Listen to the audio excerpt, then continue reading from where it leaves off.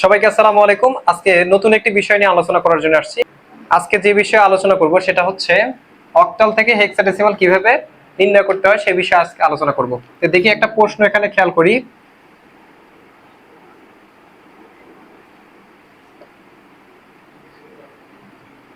এখানে একটা প্রশ্ন দেখেছি, এই প্রশ্নটা আছে অক্টালে, আমরা প্রকাশ করব হেক্সাডেসিমালে। আচ্ছা, তাহলে এখানে 745.23 এটা আছে অক্টালে, এটাকে আমরা হেক্সাডেসিমালে প্রকাশ করব। তো হেক্সাডেসিমালে প্রকাশ করার জন্য আমাদের প্রথমে বাইনারিতে আসতে হবে। আমি গত ক্লাসে তোমাদের দেখাইছি কিভাবে অক্টাল থেকে বাইনারিতে যাওয়া যায়।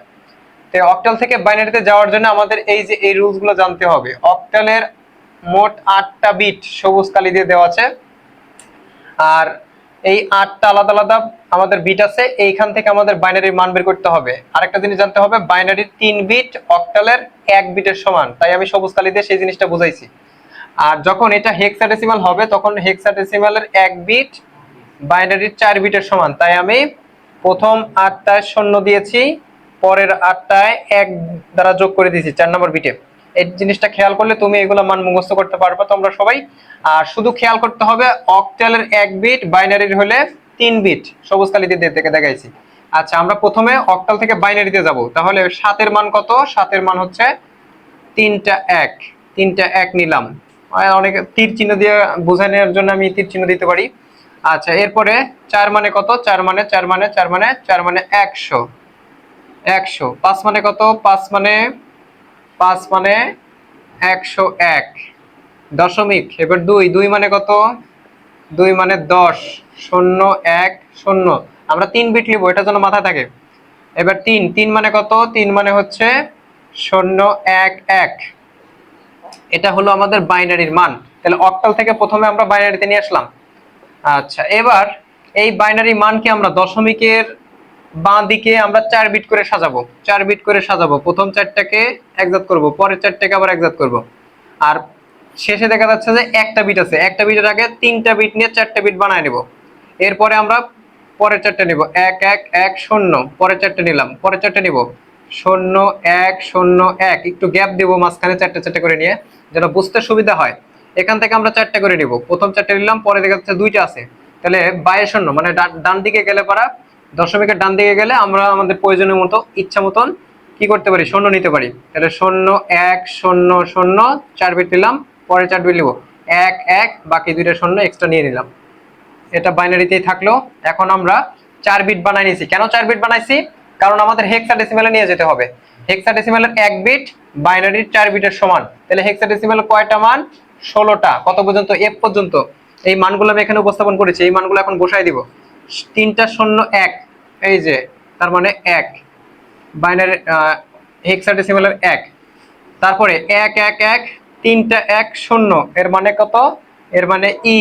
এটা 14, কিন্তু আমরা লিখব ই। আচ্ছা, তারপরে এটা কত? 1 0 1 মানে 5, আগে 0 মানে এটা 5, 5 এর মধ্যে ধরে, তাহলে এটা 5 লিখবো। দশমিক, এটা মানে কত? 100 বোঝাচ্ছে, তার মানে 4। তারপরে এটা কত? 1100, 1100 মানে কত? এই যে 1100, সি, সি লিখবো। এটা হয়ে গেল আমাদের হেক্সাডেসিমালে প্রকাশ।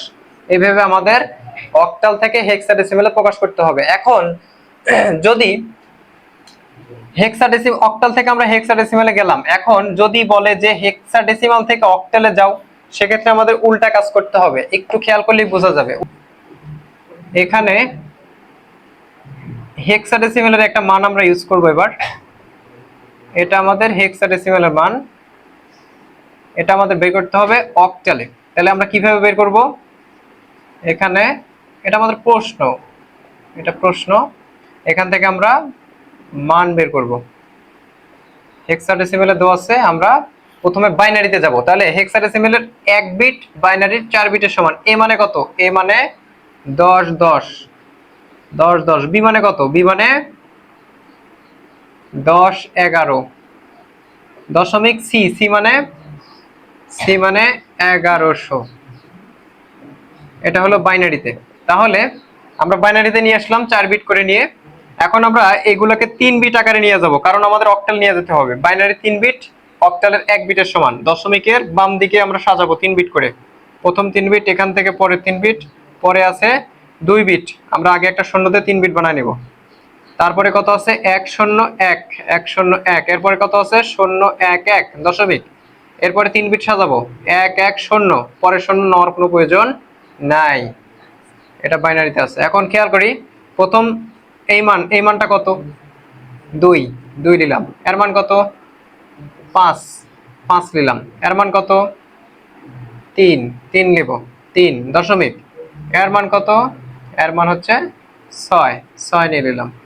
এটা হচ্ছে আমাদের অক্টালের মান। আচ্ছা, এইভাবে আমরা একই জিনিস শুধু যখন হেক্সাডেসিমাল থেকে কাজ করব তখন অক্টালে যাওয়ার জন্য প্রথমে আমরা বাইনারি থেকে অক্টালে যাব, আর অক্টাল থেকে হেক্সাডেসিমাল করার জন্য একই রকম আমরা অক্টাল থেকে বাইনারির দিকে যাব। তা আশা করি ক্লাসটা সবাই বুঝতে পেরেছো।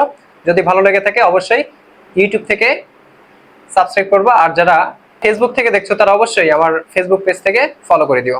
ওকে।